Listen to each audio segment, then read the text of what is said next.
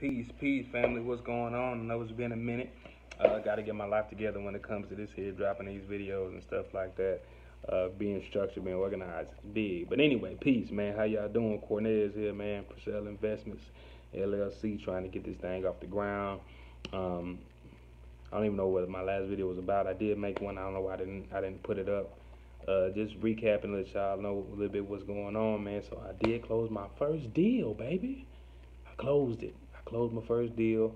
I got me a sale. You know, I'm working with a team, so um, one of my partners, mentors, really acquired the property, and you know, I had a buyer for it. Well, I had a couple buyers for it. We did a high. It was a good deal, so we did like highest and best on it. It was a $30,000 spread from what we got it for and what we sold it for. So that's tough. You know, I got to eat off that.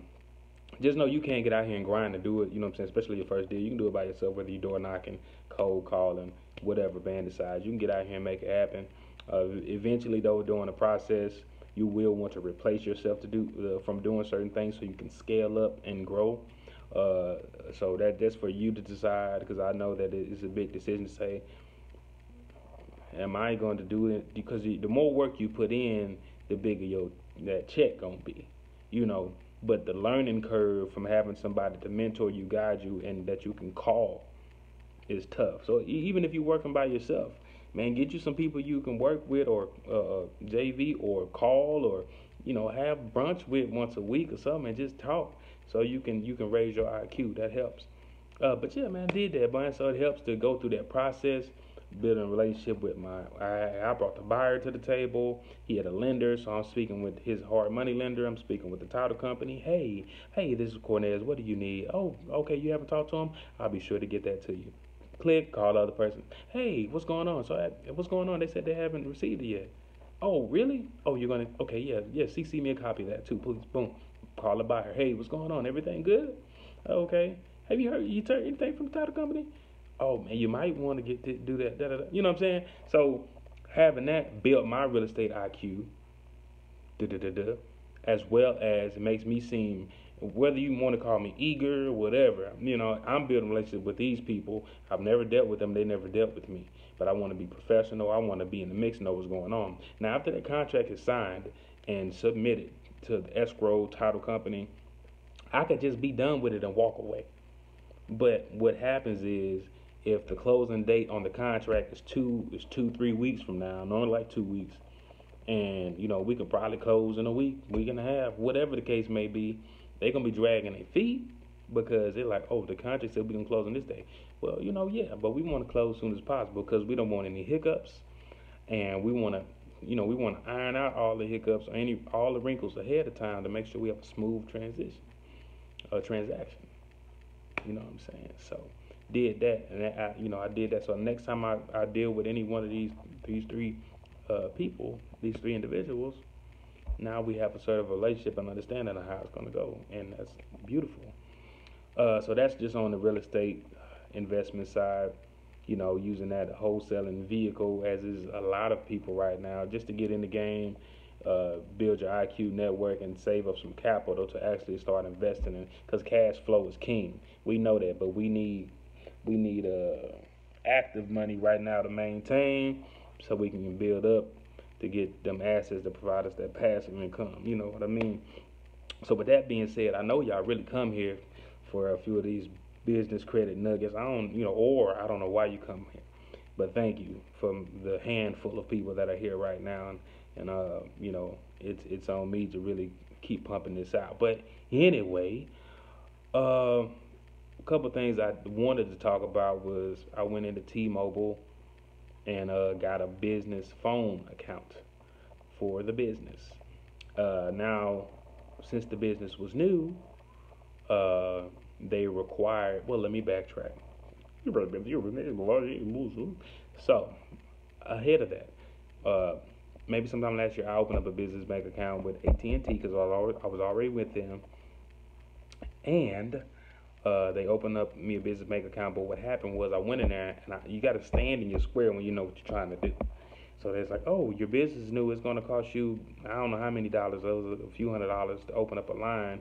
because I didn't have any business credit. So there, the dude was like, man, oh, I got you. He's like, man, look, just do a sole proprietor. We'll run it in your name. You got decent credit, and I just put it, I put it in the business name, man. You can still write it off on your taxes. I'm like, it makes sense.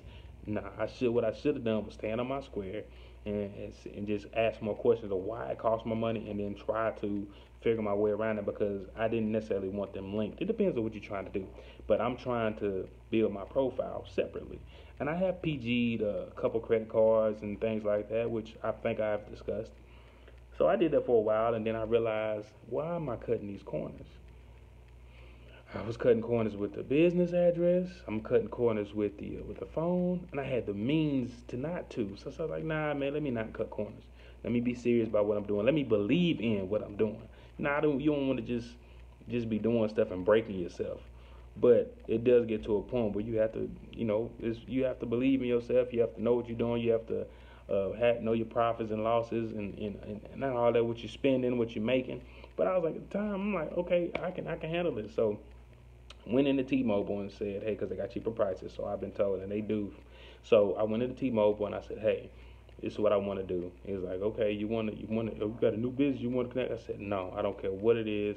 I'm going to pay it. I'm going to get the account. He's like, oh, man, it's going to be $400 open the line. $400? $400 for one line? And I already got the phone for it? That's tough. But what did I do? I was asking questions. He's like, yeah, but if you pay your bills on time for a year, the $400 get credited to your account.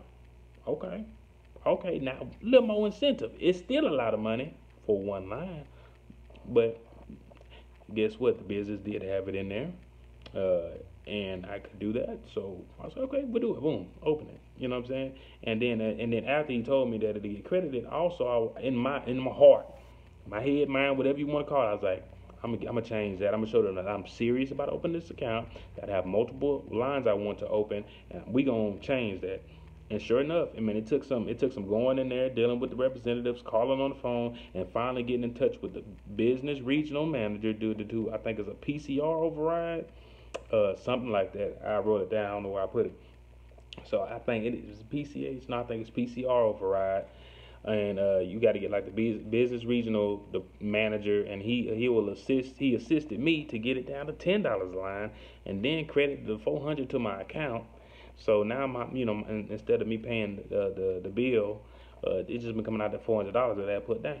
So boom, stand on your square, man. You know what I mean? I'm not saying just go in there and spend money, but I'm just telling you, you have options. A lot of times people don't think you have the options to do what you're trying to do, and a lot of people aren't aware of what you're trying to do. Because I had talked to multiple people in T-Mobile, and they were like, they couldn't help me, but the right person finally did. And it's like that sometimes, man. Sometimes some things that I've been doing to try to set up the foundation for the business, and some other things, man. It's like some people, they don't know, and that's really being ignorant is just not knowing, So you can't blame them for not knowing. It's just they've been doing something, a certain way at their job or whatever, and they think they're doing the job, and then they could be wrong. But sometimes they can give you some information, and that's okay, But I'm going on a tangent on that. But anyway, boom, I took care of that. So boom, that's a nugget right there. If you wanna, you got a new business, and if you're structured properly and all of that, they can pull your file. I was just in the midst of updating to a commercial shared office space or a commercial address. So it may have been some overlap in my home address and all of that. So anyway, did that, and something else I'm talking about. The business profile. So I was like, I've been upgrading slowly but surely. Like, okay, phone, shared office space. I need the commercial address, and you gotta, because you could really be running money through your account to get blessed from whoever you banking with, and Anyway, we're gonna talk about that. But yeah, if you legitly running money through there, you're legitly doing business transactions. They'll show you some love. So quick tip on that. So some vendors. Let's give you an update. I actually I applied for Dell. I was like, I only need 5 lines reporting. I'm gonna apply Dell. They denied me. And I was on them like I'm telling y'all, standing in my square like, oh, who can I talk to? No, I need the underwriters. Like, you know what I mean? Like, I can show y'all I got my Dunn's number. Nobody asked my Dunn's number or nothing. They just like, oh, no, you got the item, we send you a letter. Man, fuck that letter. You know what I'm saying? Like, you know, I took the L, but it's cool. It's part of the growing pains, man. So I'm like, yo, like, what's going on? Like, I know that because check this out. I'm going to tell you why I say this. Purcell Investments. Now, I PG the Chase Ink card. Now, I used it a few times, paid it off. Just put it down. I got a Navy credit card. I've been using it of lately, but I use it a few times, you know, and I put it down. I said, man, I got two of those now, and plus I got Quill, I got Uline, I got Granger, I got Staples. I'm like, that's 6 accounts, and I got a checking line of credit when they federal. I haven't used it, so it probably hasn't reported yet. But you know, if you wanted to throw that in there, but we'll just say 6. So I'm like, okay, I got Chase Ink, I got a Navy credit card, I got Quill, Uline, Granger. Y'all know the other one I might have messed up for. But I'm like, oh yeah, Staples. And then, you know, I opened up an Office Depot account recently. Then I did Strategic Solutions, and I just put in an application for Gimplers. Look at my hands, man. That's 9 individual accounts, and I think some of them report to more than one bureau. So what I'm waiting on right now, get this Office Depot reporting, Strategic Network Solutions reporting, and let's get approved for this Gimplers. You know, hopefully everything should be good. Get approved for this Gimplers. Get that reporting, and I also went monopolize my your marketplace or something. But they report the credit safe, so I don't know if I'm gonna cancel that or keep on with that. But after all those get reported, I don't see why.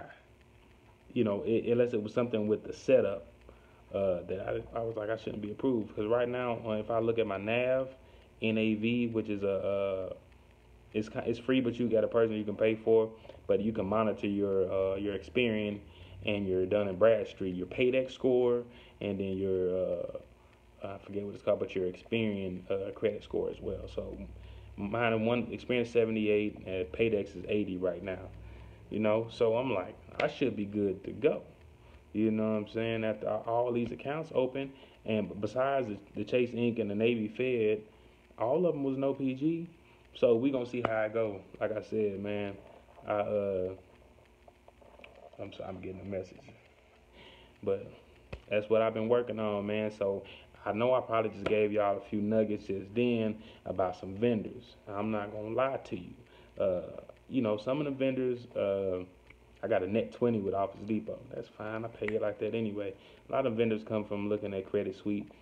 But things change. But that's who's relevant right now in October 2018. Those are people that I have got approved for.